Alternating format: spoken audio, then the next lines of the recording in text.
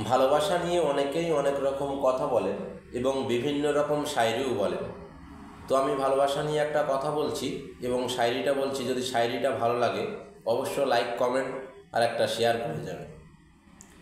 शायरीटा हिंदीते बोलছি। प्यार मोहब्बत नाम है किसका, शुरू कहाँ से होती है, पैदा किसने किया इसको, ख़त्म कहाँ पर होती है। आबारो बोलছি শুনুন। प्यार मोहब्बत नाम है किसका, शुरू कहाँ से होती है, पैदा किसने किया इसको, ख़त्म कहाँ पर होती है। अवश्य আপনারা না জানলে আমি বলে দিচ্ছি। प्यार मोहब्बत नाम है गंगा, प्यार मोहब्बत नाम है गंगा, शुरू आँखों से होती है, पैदा दिल ने किया इसको, ख़त्म सांसों पर होती है। तो पुरोटा आबारो बोलছি। प्यार मोहब्बत नाम है किसका, शुरू कहाँ से होती है, पैदा किसने किया इसको, ख़त्म कहाँ पर होती है।